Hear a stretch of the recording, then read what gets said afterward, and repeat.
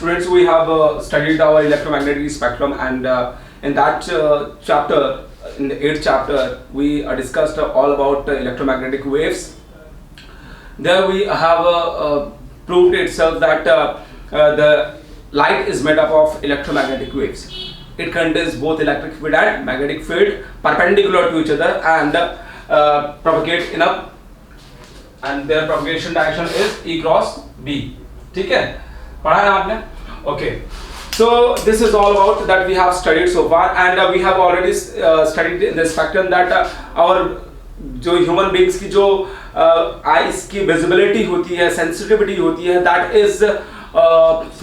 is from 400 nanometer to 750 nanometers. All right. So that is generally considered to be light in our perspective है, जिससे हम पूरी दुनिया को देख पा रहे हैं. ठीक है, तो इस चैप्टर में हम क्या पढ़ेंगे? Ray optics and optical instrument. Ray optics, it is also called geometrical optics. Alright, because you consider light to be a form of ray, है ना. तो आप उसमें रेस के माध्यम से आप लाइट को समझा पा रहे हो कि कैसे रिफ्लेक्शन हो रहा है, कैसे रिफ्रैक्शन हो रहा है. ये बहुत सारी चीजें इसमें इस चैप्टर में, reflection, dispersion, total internal reflection, this all we will study. First of all, please understand this ray optics is a grammatical kind of optics. Whatever we will study and whatever we will do, that is totally on the basis of your geometry. So here, first of all, before studying the reflection, you should know the laws of reflection, and then after that we will come to the image formation by reflection and by convex and concave mirrors. We will talk about the spherical mirrors as well. First of all, you consider a plane mirror. This is a plane mirror. On this one side, it is opaque, है ना? No light can pass through this. ये जो आपको यहाँ पे दिख रहा है ना? और ये जो this is the reflecting surface. So any incident ray entering on it will be reflected, by making some angle with this normal. We have drawn this normal, and angle between this normal and the incident ray is called the angle of incidence. And angle between this normal and reflecting ray is called this angle of reflection. Okay, so this is first law, which says that angle of incidence must always be equals to angle of reflection. You have studied in the 10th class as well. ठीक है. और दूसरा जो है, अब जैसे suppose करिए इसको 3D व्यू में देखें हम, तो ये एक ग्लास है ना, और इसमें एक क्या हुआ, ग्लास में एक इंसिडेंट रे यहाँ पे एंटर हुआ और रिफ्लेक्ट हुआ, और ये जिस तरीके से यहाँ पे angle formation, angle of incidence equals to angle of reflection तो फॉलो करेगा ही. This angle of incidence equals to angle of reflection. But you can see that this, क्योंकि ये देखिए ये जो हमने यहाँ पे डॉट डॉट शो किया, this is a plane that is perpendicular to this mirror, है ना, प्लेन है ये. और किसका प्लेन होगा? इसी ग्लास, क्योंकि ग्लास में बहुत से there are large number of planes. ठीक है, सो किसी प्लेन में ये एंटर होगा, तो incident ray entering on a plane, reflected ray coming from the plane, and this normal must lie in the same plane. If we have considered this ABCD a plane, है ना, ABCD को यदि हमने plane consider कर लिया है इस glass surface में, तो उसके लिए ये इस ABCD प्लेन में ही आपकी ये incident ray, reflected ray and ये नॉर्मल लाई करेंगे, है ना. So we can say that RP, OP and PS, incident ray, reflected ray and this normal ray all lie in the same plane. Clear? This is very important to understand. So this is basically the laws of reflection. These two laws of reflections always obey, है ना, when you talk about the reflection. Clear? So it is all about the plane mirror. Clear?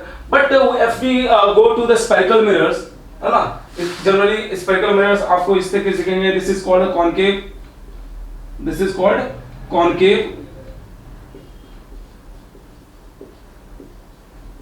है ना, और ये क्या है? Convex mirror, है ना. कॉन्केव मिरर में क्या होता है कि जो आपका रिफ्लेक्टिंग सरफेस होगा, कोई भी इंसिडेंट रे यहाँ पे एंटर होगी तो यहाँ से रिफ्लेक्ट हो जाएगी. ठीक है, इस तरीके से आप समझ रहे हो.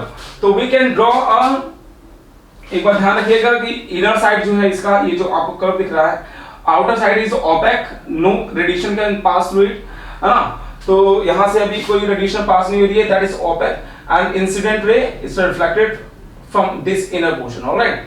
So this is what we see in the concave mirror.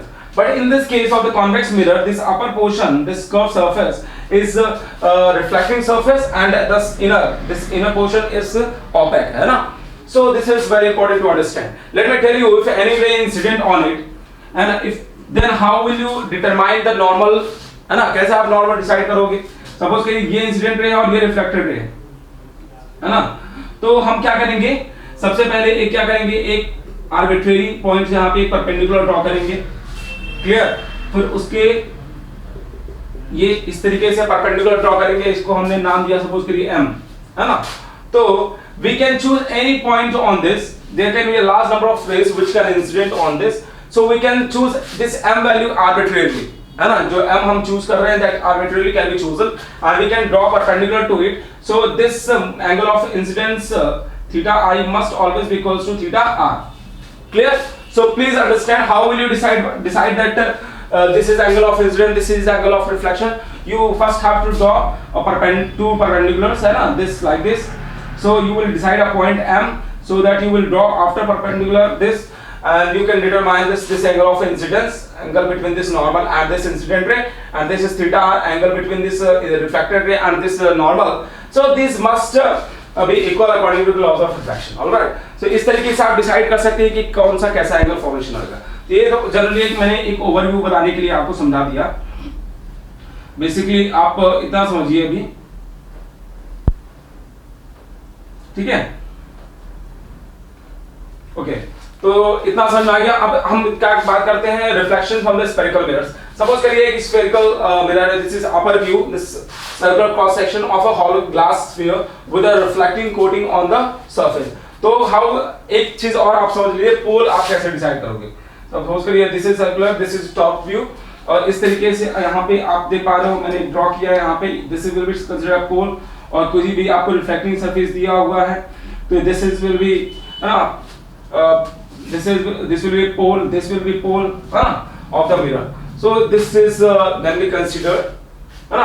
Please understand this, and after that we'll tell you the sign convention, कैसे sign convention करते हैं, कैसे आप positive या negative distance को decide करेंगे, है ना? After this we will tell you.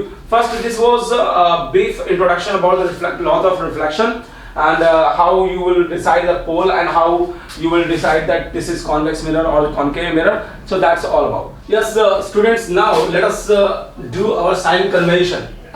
Sign convention को study करेंगे. देखिए, this is your concave mirror, alright, and this kind of, if you see, this is convex mirror. ठीक है? आपको curved reflecting surface मिलेगा, और यहाँ पे देखिए आप यहाँ पे आउटर सरफेस जो है वो रिफ्लेक्टिंग है, यहाँ पे इनर सरफेस रिफ्लेक्टिंग है कॉन्केव के केस में, ध्यान रखिए.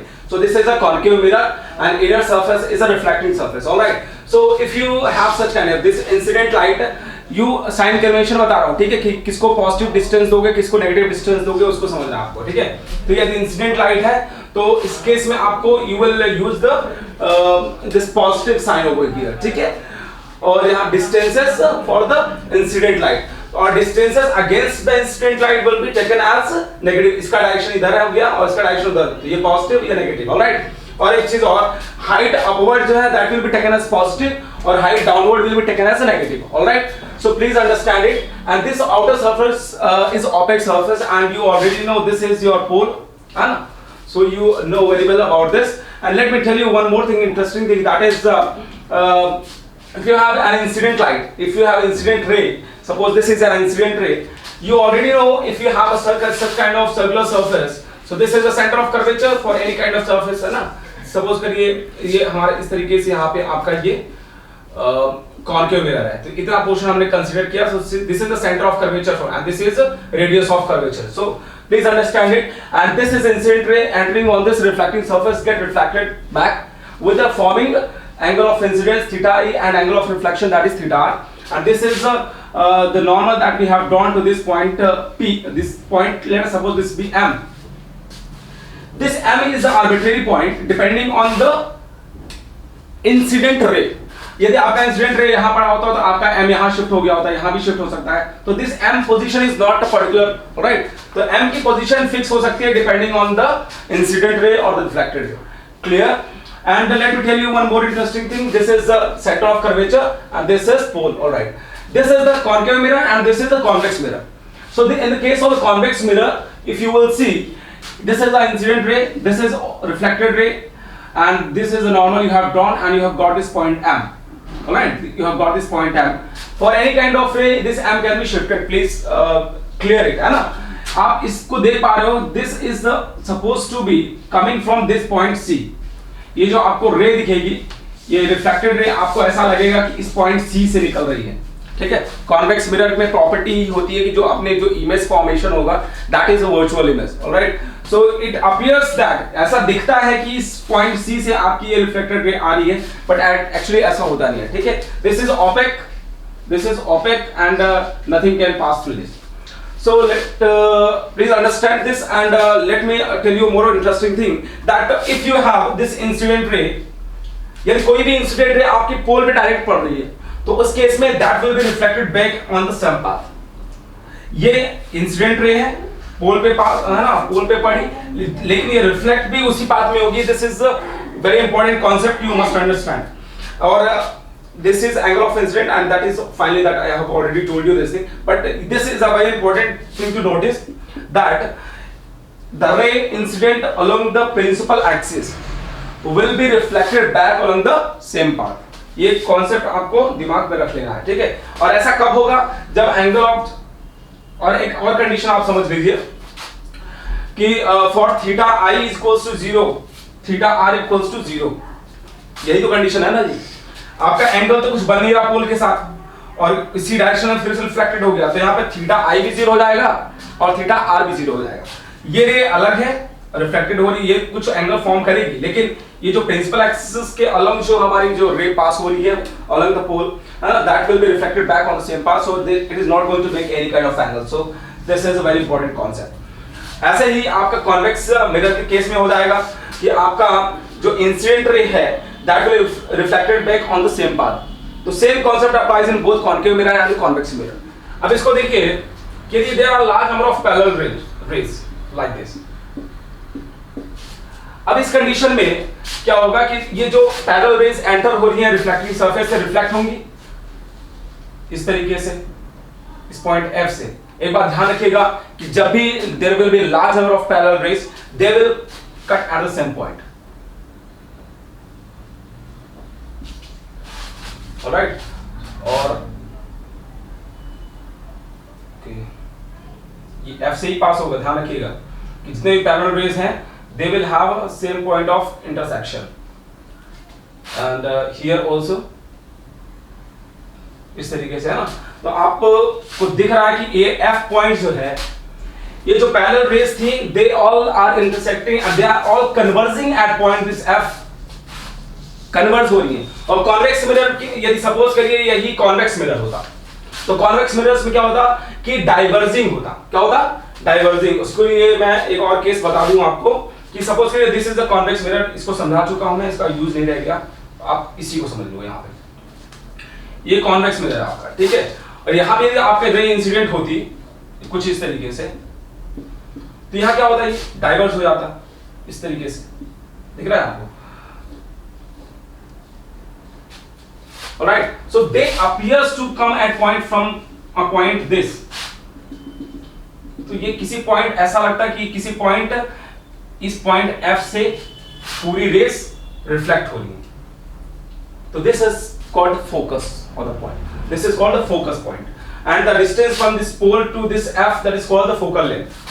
Clear? So when we have a large number of parallel rays like this, ऐसा तो जरूरी नहीं है. और एक बात ध्यान रखिएगा, पैरेलल रेस तो है ही, लेकिन that is also parallel to this principal axis. ऐसा नहीं है. अब सपोज करिए ऐसा भी तो हो सकता था कि this is your principal axis और ऐसी नंबर ऑफ पैरेलल रेस हो, तो they have different characteristics as well. So लेकिन यहां पे जो हम बात कर रहे हैं, that is these parallel rays are parallel to the principal axis. ठीक है. प्रिंसिपल एक्सिस के पैरेलल है, इसलिए यहाँ पे आपको फोकस मिल रहा है. ठीक है. इस केस में समथिंग डिफरेंट होगा, इसके बाद मैं डिस्कस करूंगा कि यदि ये जो पैरेलल रेस हैं प्रिंसिपल एक्सिस के साथ कुछ एंगल बनाती हैं 0 to 5 डिग्री, तो पैरेक्सियल अप्रॉक्सीमेशन उस केस में हम समझेंगे. लेकिन यहाँ पे अभी जो हम चीज बता रहे हैं, that is this focus point F, and for the different cases this focus can be shifted. ठीक है, I will tell you the condition when this F will be shifted. But here in this condition, when we have a large number of parallel rays entering on this surface, on this reflecting surface, that is going to pass from single point F, that is called the focus point, and the distance from this pole will be called as focal length. समझ में आ गया? और इस case में भी होगा, लेकिन this point F will be a virtual, and ठीक है, ऐसा लगेगा कि इस F पॉइंट से ये large number of reflecting rays निकल रही हैं, but actually it is not so, ऐसा लगता है ना? So this is very important concept to understand कि जो जब आपकी parallel rays होंगी तो क्या होगा, जब इंसिडेंट रे पोल से डायरेक्ट एंटर करेगी पोल के पास, तो किस तरीके से, तो मैंने बताया आपको कि ये कंडीशन आपको ये दिमाग में रखनी है ना? ये बहुत इंपॉर्टेंट कॉन्सेप्ट्स हैं, आगे जब आप पढ़ेंगे तो ये कॉन्सेप्ट बहुत ज्यादा यूज होंगे वहां पे, इसलिए मैं इसको बेस बनाने के लिए आपका इसको हम समझा रहे हैं, ठीक है? तो यदि एक बात समझ में आ गया कि साइन कन्वेंशन कैसे करोगे, कैसे इंसिडेंट रे कहां पे फोकस बनेगा, कैसे नहीं बनेगा, कॉनकेव में कैसे बनेगा, कॉन्वेक्स कैसे बनेगा, इंसिडेंट रे यदि और रिफ्लेक्टेड के बीच में एंगल 0 बन गया तो उस कंडीशन क्या होगा, तो these are the basic concepts, you must understand this.